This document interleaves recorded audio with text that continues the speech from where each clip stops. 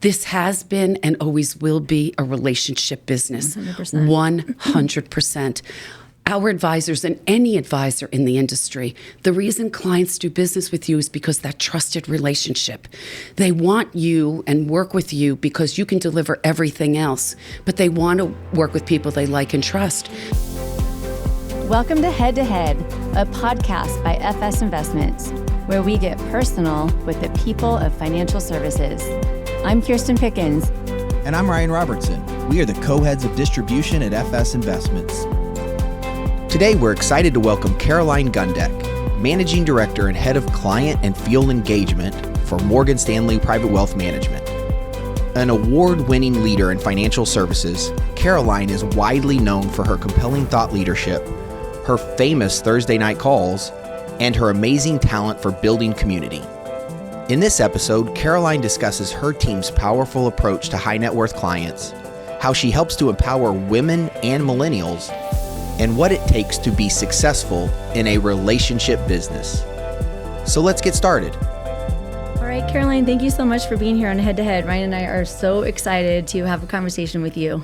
Thank you. And I'm loving to have the conversation with both of you. Thank you for being such great partners of ours. Oh, thanks for saying that. This is going to be fun because you are always a ball of energy. So, Ryan, we got to bring our energy levels up. That's right.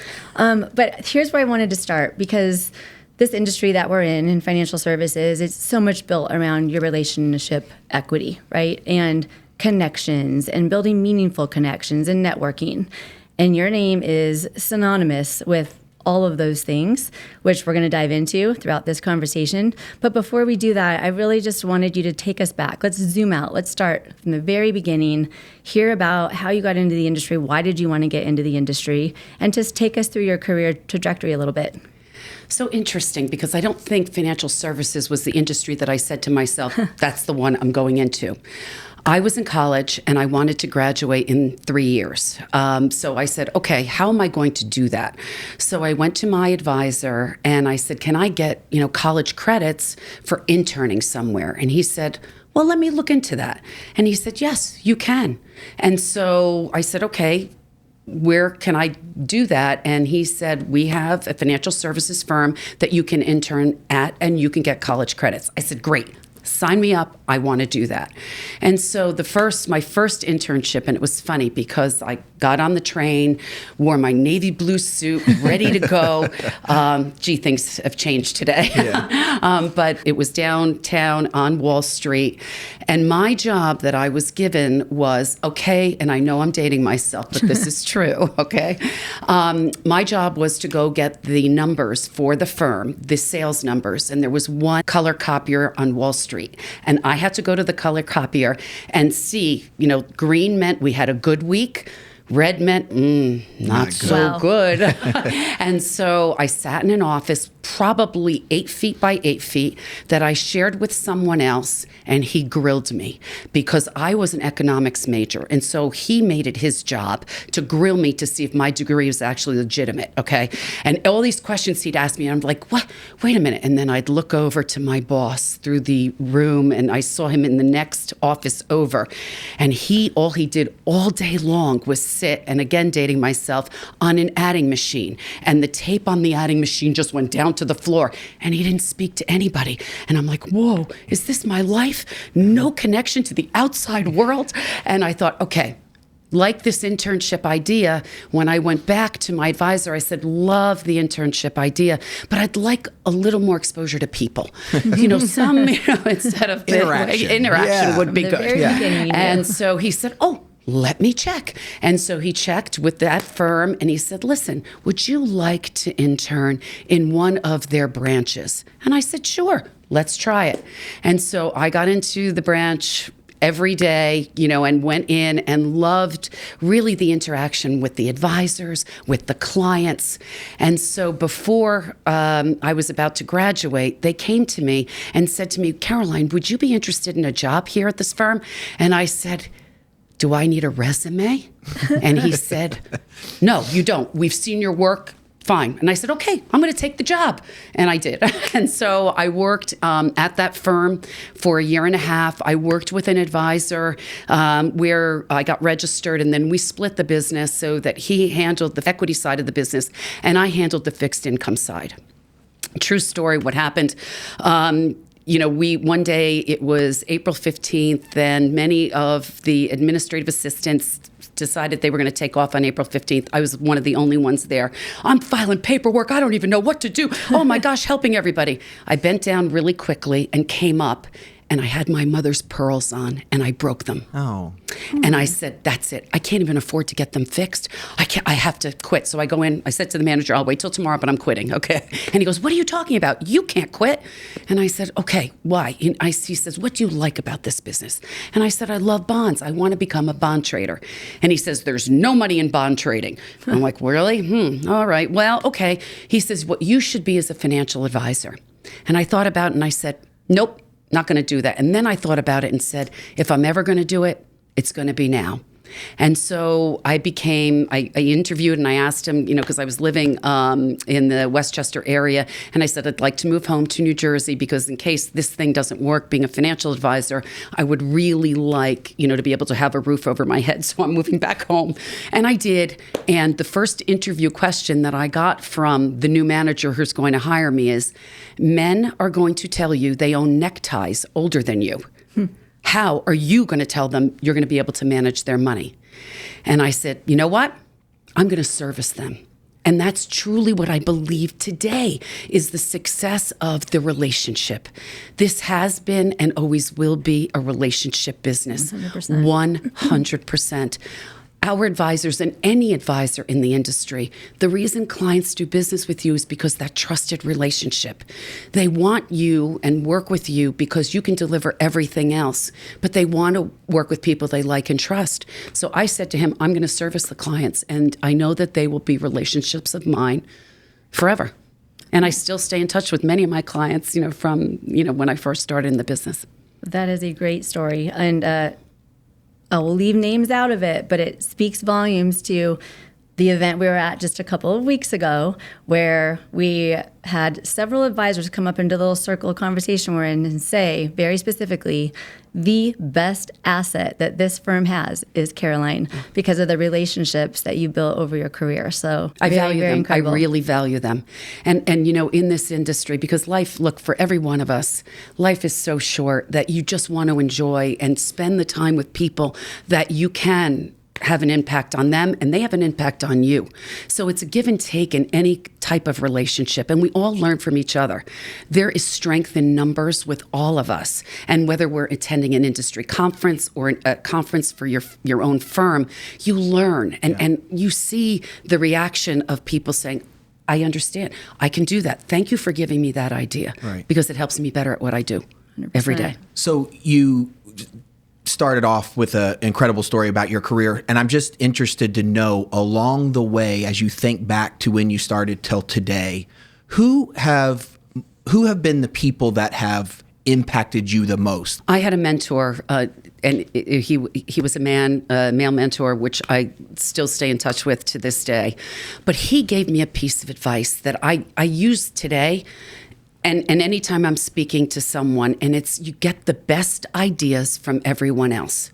And as a leader, right, you have to decide how you're going to incorporate that into your current role, into a new position. How do you make it better? And it's absolutely true.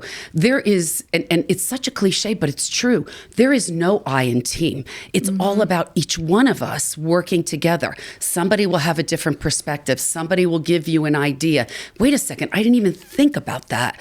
And you're able to incorporate that into what you do on a daily basis.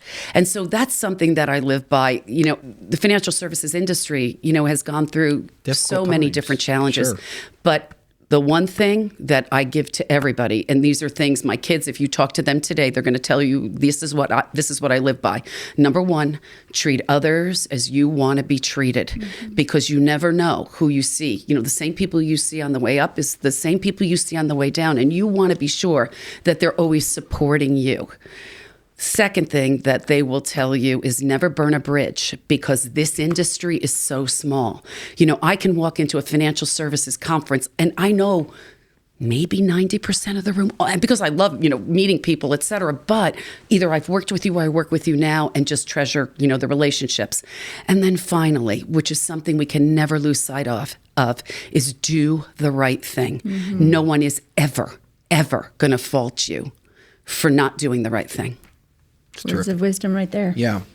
So we started this podcast for lots of different reasons, but one of the main reasons was Kirsten and I have 3 kids each. We have daughters, and we really wanted to inspire not only women, our daughters, young people about the industry, but just introducing underrepresented groups to what we feel like is an incredible industry, the financial services industry.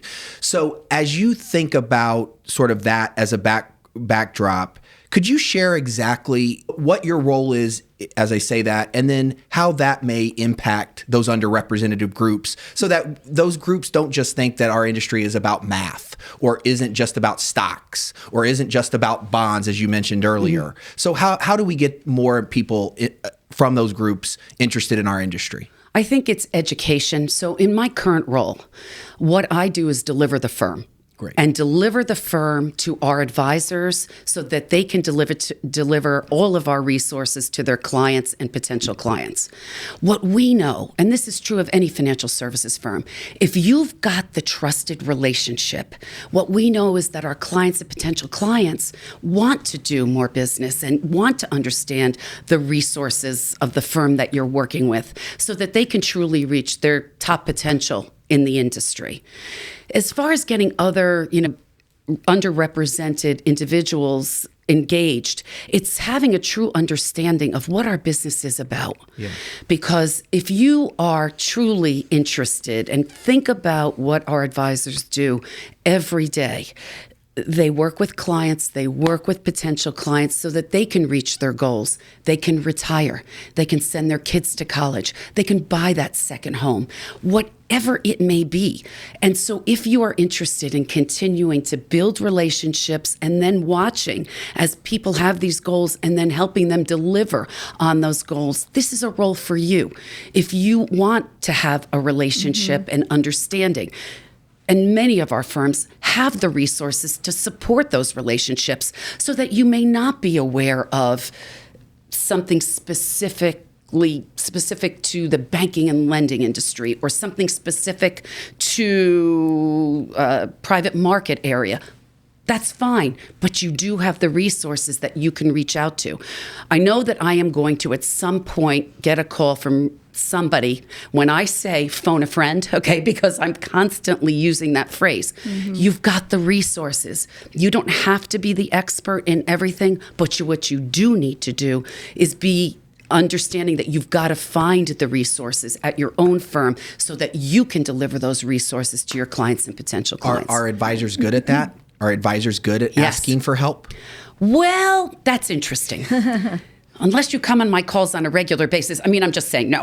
But they know that I think what they find out is, yes, once they're willing to speak to their clients and say, hey, wait a minute, there are other resources, or the client asked us about this, the answer is, let's figure out what the solution is, because so many of the firms have many solutions for whatever financial need that client may have. You've got to be able to deliver that. And advisors today, gone are the days that you're not going to want the help and you can't do this alone. It gets too complicated. It is too difficult, so many of the different needs of our clients, that you've got to be able to reach out to someone who is the expert or the professional at your firm to be able to give you those resources and give you the capabilities. Mm-hmm. I have a lot of questions stemming off of all that, but I want to ask a two-part question. For one, just based on everything that you just said and kind of going back to the beginning, you started off as a financial advisor. And at what point in your career did you decide that you were going to pivot? And then the reason I'm asking that question is, so for the first half, all of our so far episodes, we've been really focused on the top financial advisors in the country. And this is one of our first episodes where we're actually having a conversation with the thought leaders, the industry game changers that are really in a seat of leadership supporting advisors. And you pivoted to that in your career at, I don't know at what point in your career, but there's, I'm sure, a reason why. And I would love to hear that. Kind of take me through that. And then I have another part to my question. So, and it's interesting because having been a financial advisor, interestingly enough, I focused on clients that were women.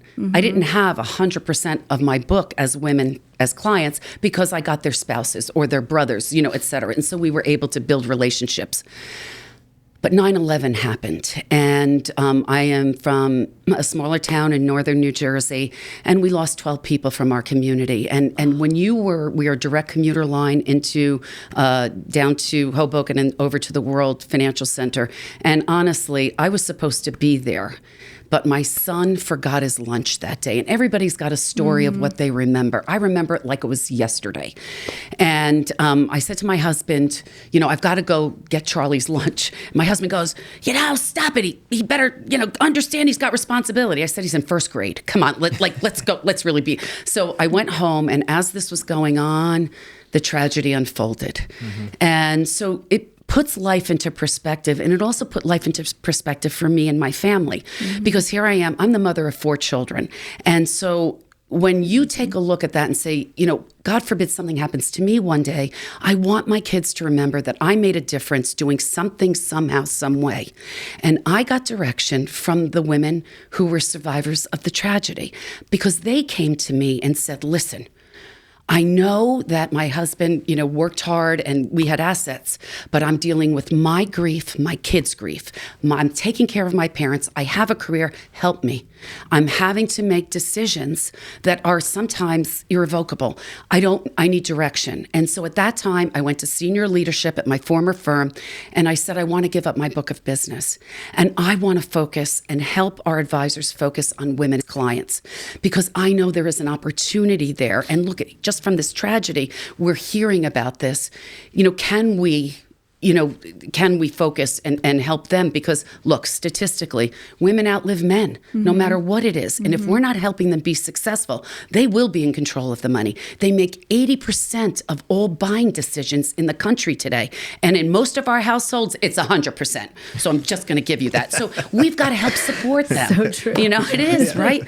And so I feel so strongly about that. And so that's really where my career went, in focusing on helping advisors at my former firm, understand, how to focus on women as clients. You've done an incredible job. I mean, all of the events that you speak at women's events, and the industry all looks to you as the go-to. You've done just an incredible job, which is what takes me to the second part of my question. You clearly are an advocate for females, female advisors, women in general, and you do some really cool things. As I said, this podcast is all about highlighting the best of the best, and the unique things that you do to bring people together is, kind of an anomaly. It's pretty special. So I just wanted you to talk through that. Let's start with your Thursday night call. And you had told me that when you first started that, during COVID, it was something that had not taken place at all. You wanted to bring people together. And now it went from 7 to what is it today, 1,500 female financial advisors? 2,000. I would love to hear that journey. And so proud of this. But again, as you should be. It takes a village, right? And we started this group with a core group of 10 women, just women that we had, we get together at conferences because we want, and we walk in the mornings many times at these conferences. When you walk, you get to know people. And so we do a 1-hour walk, and that's what we had done. Well, when COVID happened, all I did was reach out to them and say, hey, listen, how is everybody dealing? I don't know. Look, at that time, we didn't know if it was 2 days, 2 weeks, 2 months, or 4 years. We just didn't know. And so I said, look, what's everybody doing Thursday night? Let's get together. We got together the first Thursday night. And then I said, listen, if you know of other women that need the community, that need to be connected, because again, this is reaching across the country, at our firm. And I wanted to be sure that sometimes as you go into our branches, we may have a few women. So this is a way for them to feel connected and feel community. And we just continue to grow. And the commitment I've made to them is that I will do this until I'm no longer here at this firm. I mean, we do every Thursday night except for the last 2 weeks of August, Thanksgiving and the last 2 weeks of the year. And every week, we just bring a strength of our firm, a strength of our partners like you, that we can just showcase our intellectual capital, know about what is going on in the industry.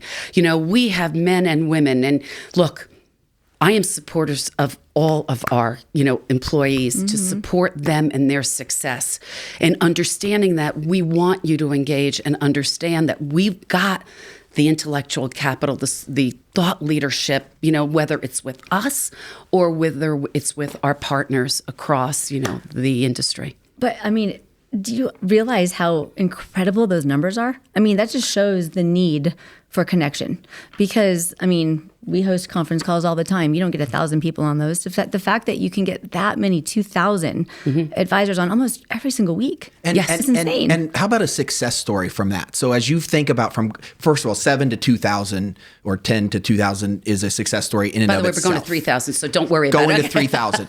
But get those female advisors on there. What is there one or two big success stories that have come out of that call? Like you can tell, here's why we do this call, or like the story that you kind of use to resonate to other women. I'm just curious if there's a success story that's come from those that you really lean in on. We have, I have to be honest, we have a lot, many. I'm sure. But I'm going to highlight two, because you asked me before about getting women interested in the business and how do you do this? Yeah.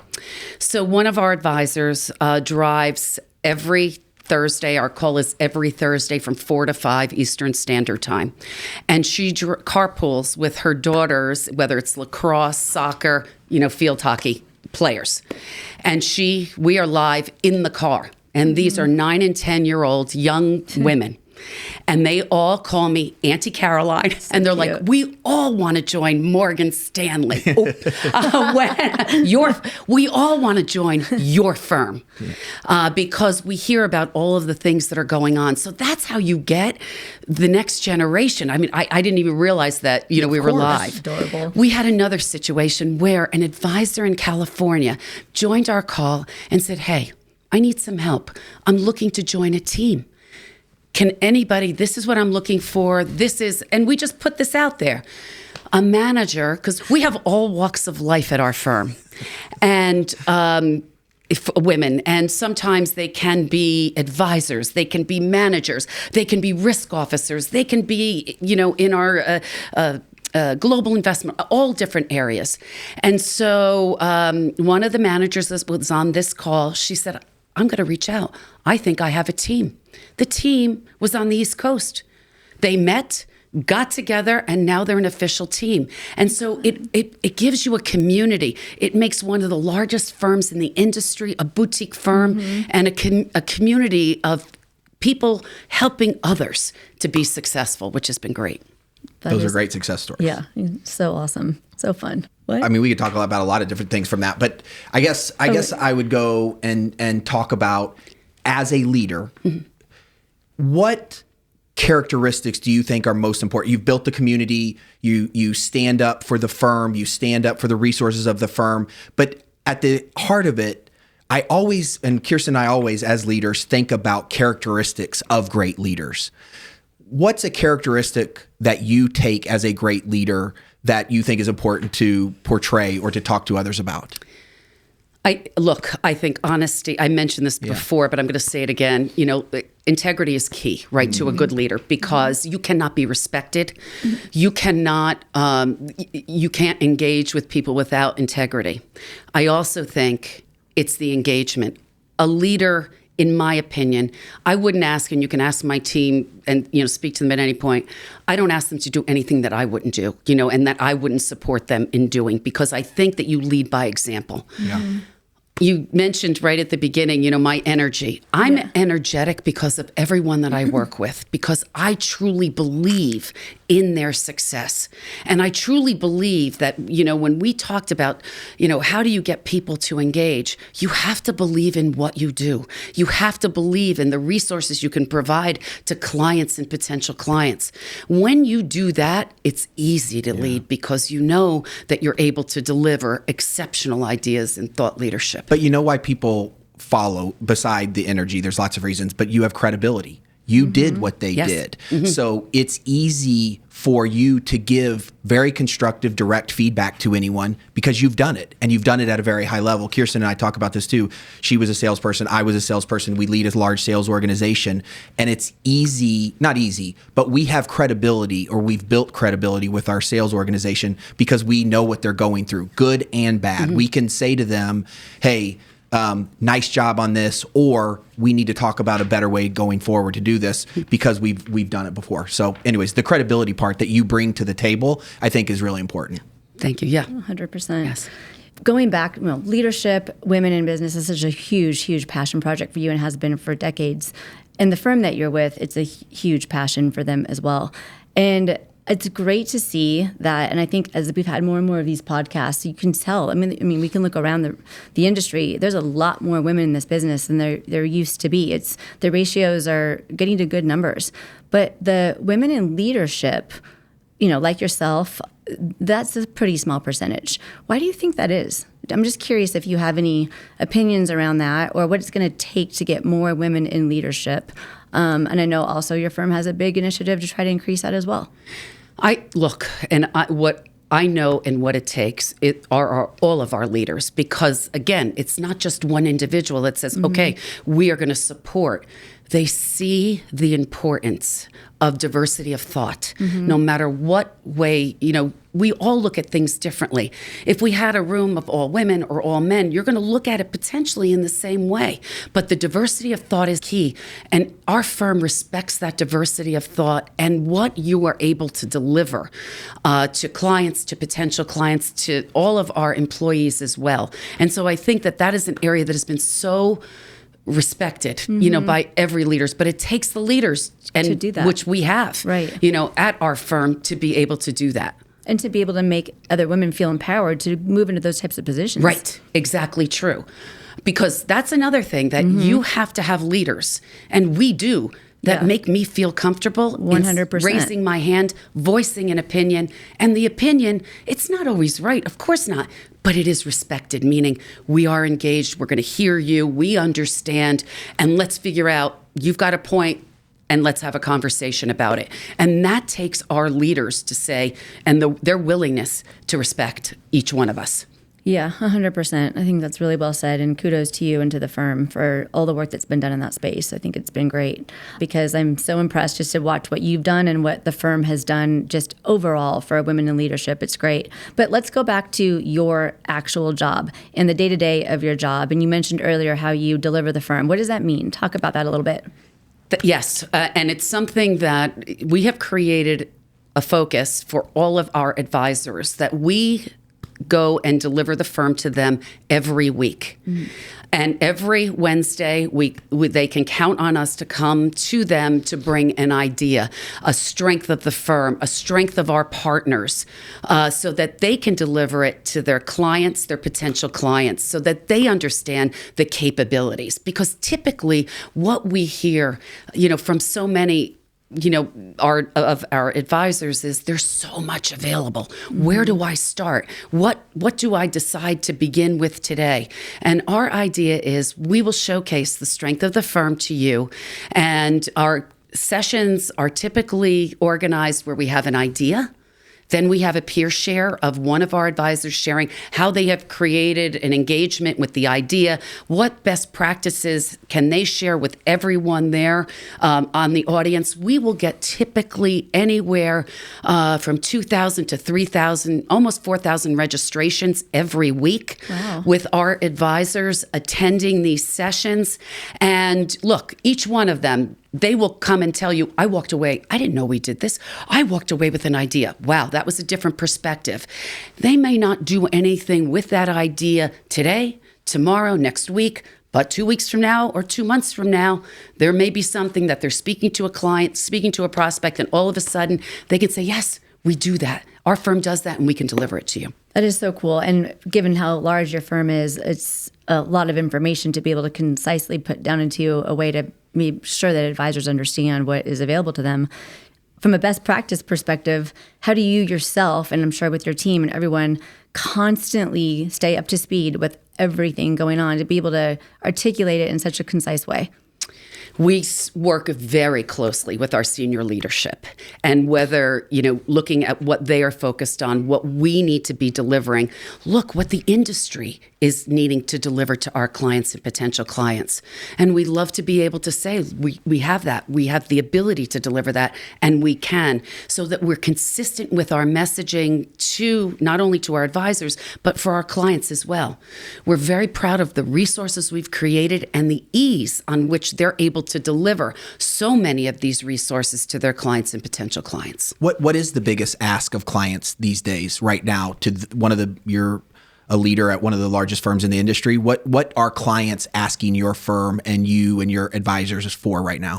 That's a very interesting question, because it's not the typical, you need to beat this index or whatever it may be. It has nothing to do with that, because our clients, especially in the high net worth space, they expect our investment professionals to be exceptional at what they do in investing. However, they want everything else that's part of the relationship, where it's estate planning, financial planning, family governance and education, family office resources. What are you able to deliver to me and to my family? Do you understand me and my family? What's on my mind today is being sure that my children are taken care of, that I leave a legacy. And so often and our clients give us that direction. They're like, yeah, okay, I understand, but I need help, or I want guidance here and in this area. And it's typically areas that we need to understand better what their own personal financial situation is. No two clients, as we know, no two clients' situations are the same. So we look to customize every interaction and relationship based on the client's needs. Beautiful. Has anyone ever called you the Energizer Bunny before? Can I start calling you that? Yes, they have. Okay, I love that. That's my new nickname for you. I love it. Thank you. I'm going to take it. Wow. And so I could ask you a lot of questions on just work-life balance and how you do it, since you also have 4 kids. But stepping a bit away from your professional life, let's talk about your personal life, some of your other passion projects outside of your professional life. Earlier this year, you were named the Go Red for Women of Impact Award by the American Heart Association. First of all, that is such an incredible honor, so congratulations. Thank you. Can you tell us more about your work there and tell us a little bit more about that? Again, it takes a village. And if I didn't have a group of people supporting me, I could never have reached that achievement. So a little bit of history about me. I had a heart attack.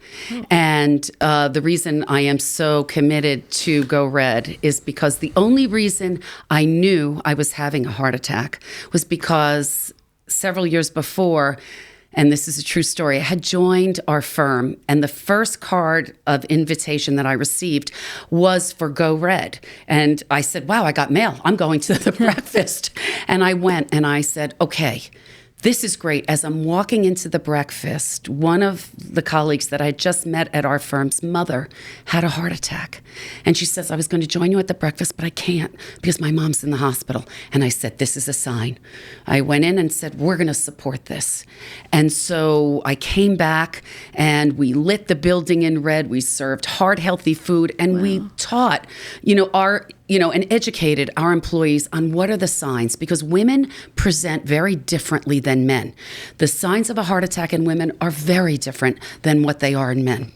So I'm on a plane going to my son's college graduation, and all of a sudden I have an elephant sitting on my chest. And I go to the back of the plane to the flight attendant, and I say to the flight attendant, I'm having pressure on my chest, because I didn't want to say heart attack because I knew everybody's going to start screaming. So I said, okay. And she said, oh, we're starting our descent, and I think that's what you're feeling. And I said, I'm on a plane more often than you are. This is not what that is. There's something going on. Okay, we've got it. And so what ended up happening was they landed the plane. We went over to the emergency room of the hospital, and they said, you're having a heart attack. We don't know why. But I knew the signs, and I knew how to identify it. And so I'm encouraging everybody, it's all about awareness. And that's why I was so proud of being nominated by one of our colleagues to be a woman of impact. And that night when they were announcing, the winner, I had a group of women and men that were there supporting me in I couldn't have done it without them, and I was so proud of being part of that. Committed to, again, making sure that we raise awareness, because I know I wouldn't be here today if I didn't go and like listen to education. You knew the signs. And Right, wow. right. How scary that was. Yes. Caroline, this has been an amazing conversation. You're an incredible leader. We just thank you so much for being on Head to Head. So what Kirsten and I like to end each episode with is the same question. And so we're going to ask you this question. What advice would you give to your 20-year-old self? Have courage. Because I don't know that at 20 years old, I had the confidence or the courage. Now, people will say I did because I started in this business, but I don't know that I felt it in my heart. You know, I guess I faked it till I made it. I don't know. Yeah. But I think courage is so key. Again, going back to the integrity, treating others as you want to be treated, never burning a bridge. But I would go back to, because I think so often people are looking for that next role, that next thing that they should be doing, when they should focus on them, the here and the now. You will get to that next level. I'm committing that to you, but you have to be present in where you are today in order to get yourself to that next opportunity, that's next level. It may come to you. You may have to create it. Many times we've created the next opportunities, but have the courage to believe in you and the confidence to believe in you. I love that you just said that. We actually say all the time, just do really well what you're in right now, and that next thing will come. And have the inner confidence and the courage. And that was so well framed. So thank you so much, Caroline. This has been an incredible conversation, and you are an inspiring leader. Thank you so much. I've been honored to be a part of this. Thanks for being on Head to Head. Thank you. Thank you. To get the latest episodes as soon as they're available, be sure to subscribe to the Fireside Podcast. For more on this episode, visit www.fsinvestments.com/head-to-head. This episode was edited and engineered by Aaron Sherman. Video was produced by Melissa Venditti and copy provided by Harrison Beck. Special thanks to show coordinators Laura Coleman and Ellie Zhang. Thanks for listening.